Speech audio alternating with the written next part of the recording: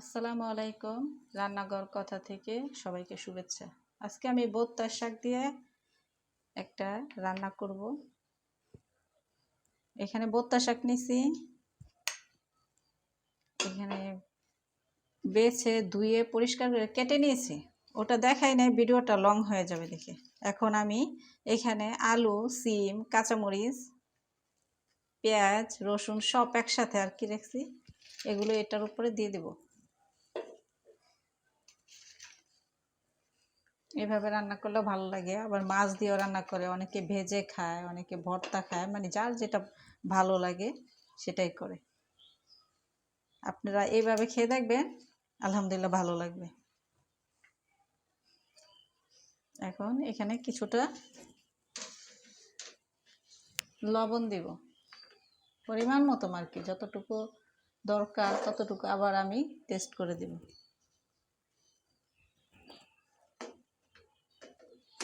লবণ দিব। এখন চুলায়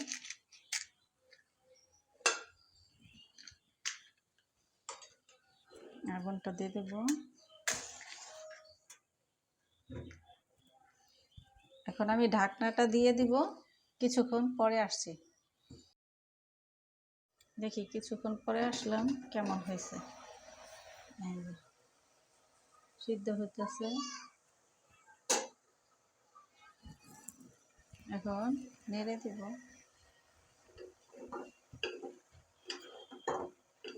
এটা কিন্তু তেল ছাড়া রান্না। আমি এমনি তো তেল কম খাই, আর ভাজি হলে তো অল্প তেল দিই, আর এটা তেল ছাড়া ভাল লাগবে। আপনারা একবার খেয়ে দেখবেন কেমন লাগে।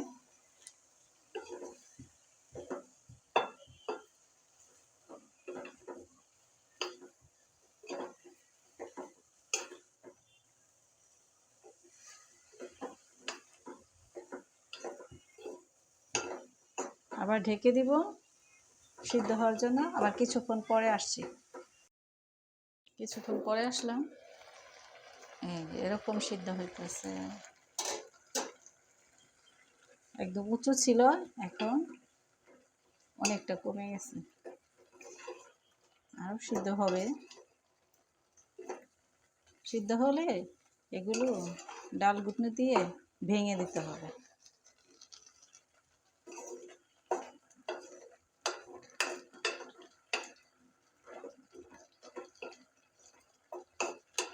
আর একটু সিদ্ধ হতে হবে। কিছুক্ষণ পরে আবার আসছি। এখন আমি ঢাকনা দিয়ে ঢেকে দিব। কিছুক্ষণ পরে আসলাম, শাকটা এরকম হয়ে গেছে।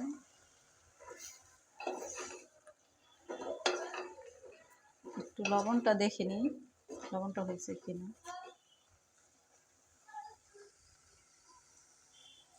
হ্যাঁ, লবণ হয়েছে।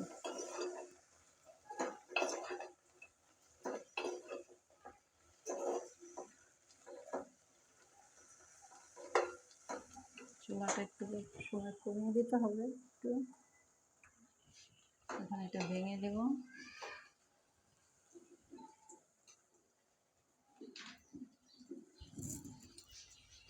এটা দিয়ে ডাল ভেঙে দেব।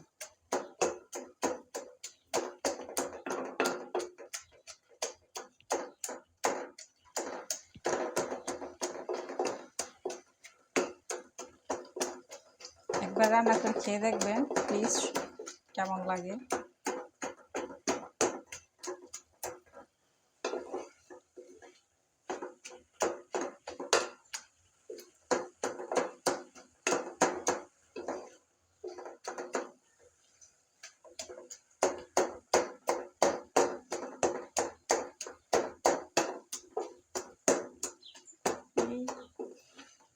তো বেশি একটা ভাঙবো না, কারণ শাকটা তো কেটে দিচ্ছি। এটা একটু মানে কোথাও ভেঙে যাবে, কোথাও ভেঙে যাবে না, এরকম রাখলে ভালো লাগবে শাকটা। আর আলু, সিম, রসুন, পেঁয়াজ, কাঁচামরিচ মানে আধা ভাঙ্গা হবে, এরকম থাকলে ভালো লাগে। এখন আমি কিছুটা ধনে পাতা দিয়ে দিব, তারপরে আমার রান্নাটা শেষ। ধনেপাতা দিব এখন।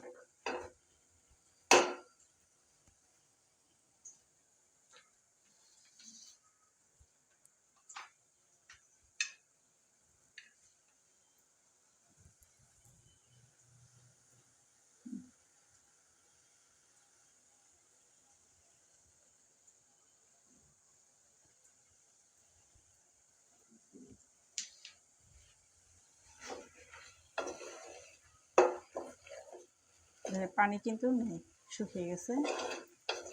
আর কিছুক্ষণ রাখলে হয়ে যাবে শেষ। তারপরে পরিবেশন করে দেখাবো।